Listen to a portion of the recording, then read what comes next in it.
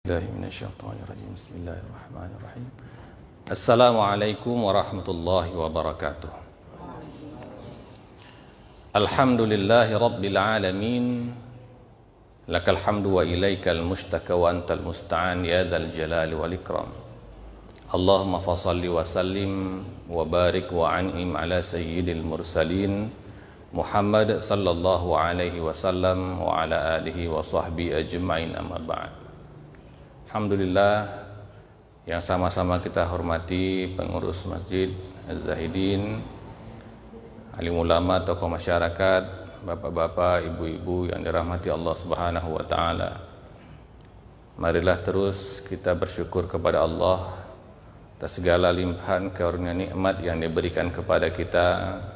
Sungguh kenikmatan yang Allah berikan itu sangat banyak, tak dapat kita hitung. Wa in ta'uddu ni'matallahi la tuhsuha. Sehingga andai kata datanglah cobaan dan ujian untuk kita, jangan pernah ujian dan cobaan itu menghilangkan kesyukuran kita atas nikmat-nikmat Allah yang lain yang begitu banyak. Memang tabiat manusia ini sering sekali mengeluh kalau sudah datang cobaan, datang ujian, seolah-olah kita melupakan nikmat yang begitu banyak tadi hanya karena cobaan dan ujian yang sedikit. Kita terus bersyukur kepada Allah agar Allah Subhanahu wa taala senantiasa memberikan kenikmatannya kepada kita, dan terus nikmat itu dapat kita rasakan hingga ajal menjemput kita semua. Lalu kemudian salawat beriring salam kepada baginda Muhammad sallallahu alaihi wasallam. Beliau adalah panutan dan suri tauladan kita. Mudah-mudahan kita termasuk dari umat baginda Muhammad yang mendapatkan syafaat dari baginda sallallahu alaihi wasallam. Bagaimana caranya? Kita perbanyak amalan-amalan sunnah. Dan salah satu sunnah yang sangat diberatkan oleh Rasulullah sallallahu alaihi wasallam adalah senantiasa berada di masjid menunggu waktu azan untuk sholat berjamaah 5 waktu. Dan alhamdulillah jamaah-jamaah ini insyaallah selalu istiqomah. Mudah-mudahan kita semua bertemu kembali di surganya Allah Subhanahu wa taala, sama-sama kita mendapatkan syafaatnya, amin ya rabbal alamin. Baginda sallallahu alaihi wasallam takkan pernah habis untuk kita kaji dan kita kupas perjalanan hidupnya. Pada pertemuan yang lalu kita telah membahas sedikit tentang perjanjian Hudaybiyah, di mana salah satu titik poin penting dari perjanjian Hudaybiyah adalah cobaan yang datang kepada para sahabat-sahabat berupa hewan-hewan buruan yang mudah sekali ditangkap. Ini juga bisa kita refleksikan kepada diri kita. Seandainya pada satu saat, pada satu masa, Allah buka kesempatan kepada kita, peluang kepada kita mendapatkan kemudahan dan akses untuk harta duniawi, misalnya dengan jabatan, ya, mudah kita untuk, ya, peluangnya mudah untuk kita mau korupsi, mau menyalahgunakan wewenang dan jabatan kita. Kita tetap berusaha mencontoh para sahabat radhiyallahu anhum ajma'in agar tidak ingin menyentuh. Kita tidak ingin mencontoh kaum Bani Israel yang sudah dilarang untuk mengambil ikan pada hari Sabtu, tapi Allah buka peluang godaan tadi hari Sabtu yang paling banyak ikannya muncul, tapi mereka berusaha mencari hilah, ya, mencari hilah namanya itu, mencari-cari alasan, mencari-cari jalan tikus supaya bisa mendapatkan apa yang dia mau sambil berusaha menipu Allah dan Rasulnya. Ini kita tidak inginkan demikian. Itu yang pernah kita bahas. Apakah berhenti sampai di situ saja ujian dan cobaan untuk sahabat dalam perjanjian Hudaybiyah? Oh enggak. Masih ada lagi. Ketika Rasulullah Sallallahu Alaihi Wasallam telah sepakat dengan utusan dari kafir Mekah Suhail bin Amr untuk menandatangani perjanjian yang berat sebelah tadi itu, maka sebagai seorang manusia, para sahabat juga memiliki rasa kecewa. Dilihat ini perjanjian kok berat sebelah begitu. Kalau ada orang dari Mekah mau hijrah ke Madinah, lalu keluarga dari orang tadi enggak ridho, dia kirim orang ke Madinah, maka orang yang hijrah tadi harus dikembalikan lagi ke kota Mekah, bakal kena siksa lagi. Sementara kalau sebaliknya ini tidak ada konsekuensi apapun. Para sahabat melihat hal ini itu merasa kok nggak pas begitu.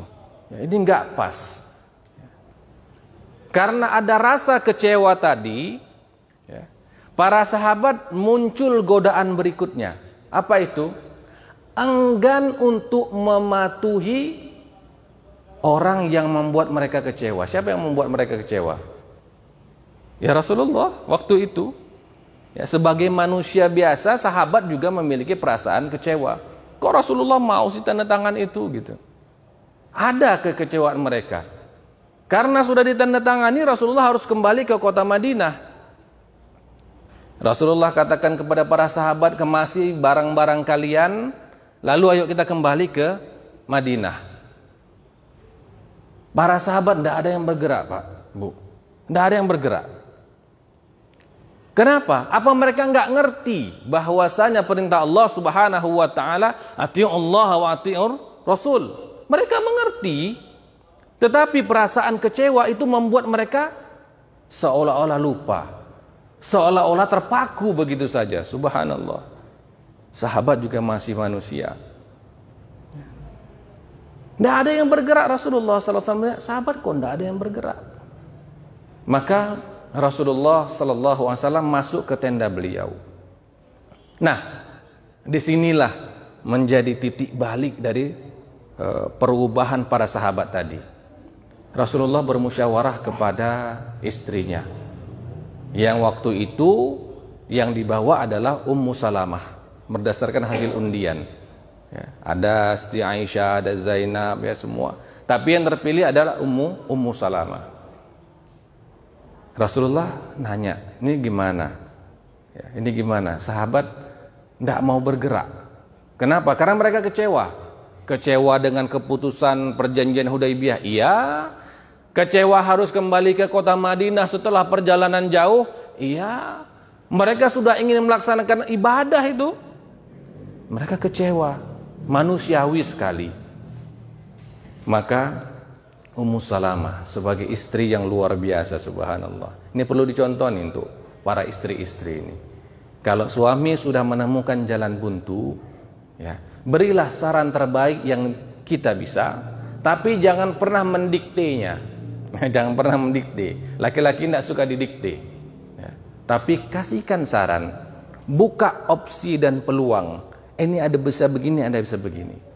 Ummu Salamah memberikan saran, wahai Rasulullah, engkau sebaiknya keluar, jangan bicara kepada siapapun, lalu engkau menyembelih hadyu, disembelih, ya, bayar damnya istilahnya, ya, karena apa? Tidak jadi melaksanakan umrohnya.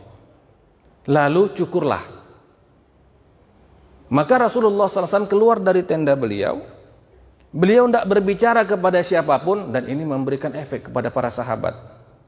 Dilihat Rasulullah kok diam aja. Biasanya Rasulullah ini menyapa, nih Rasulullah diam aja. Itu memberikan efek psikologis kepada mereka. Lalu mereka lihat Rasulullah menyembelih sendiri hewannya tadi, kambingnya. Lalu beliau meminta orang untuk dicukurkan kepalanya. Setelah beliau mencukur rambutnya, barulah para sahabat bergerak. Bergerak semua untuk menyembelih hewan. Lalu kemudian mereka berlomba-lomba untuk dimintakan cukur. Sehingga dalam riwayat disebutkan mereka itu hampir saja saling memotong kepala sesamanya gara-gara minta dicukurkan. Ati'ullah wa ati'ur Rasul, taati Allah dan taati perintah Rasulullah itu adalah cobaan yang jauh lebih berat daripada cobaan yang muncul di hadapan kita. Cobaan berbentuk kenikmatan, peluang-peluang tadi itu. Ada perintah yang lebih berat. Apa itu? Taati perintah Allah dan Rasulnya, walaupun itu terkadang membuat kita bertanya-tanya, kok begini? Walaupun terkadang membuat kita itu kecewa, keputusannya kok begini. Tetapi orang-orang yang beriman, dia akan mampu melewati ujiannya. Kecewa boleh, manusiawi. Tapi jangan larut dalam kekecewaan sehingga meninggalkan perintah Allah dan Rasulullah sallallahu alaihi wasallam. Itu adalah cobaan yang lebih berat daripada cobaan yang pertama. Mudah-mudahan kita dapat mengambil hikmah dari sirah baginda sallallahu alaihi wasallam. Ada banyak perintah Allah dan Rasulnya yang sifatnya wajib, yang terkadang kita masih mengabaikannya. Kita tidak usah cerita yang sunnah, yang wajib saja masih banyak. Apa yang wajib? Kita terhadap anak istri kita, sudahkah kita baik kepada mereka? Wajib. Tunaikan hak-hak mereka. Sudah kita tunaikan semuanya?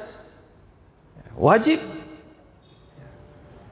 Mari kita ambil hikmah yang begitu besar agar kita semua termasuk dari umat baginda sallallahu alaihi wasallam yang mendapatkan syafaat. Sama-sama nanti kita minum dari telaganya Rasulullah, telaga Al-Kautsar, dan kita berjumpa lagi di jannah. Amin ya rabbal alamin. Subhanakallahumma bihamdika asyhadu an la ilaha illa anta astaghfiruka wa atubu ilaik. Assalamualaikum warahmatullahi wabarakatuh.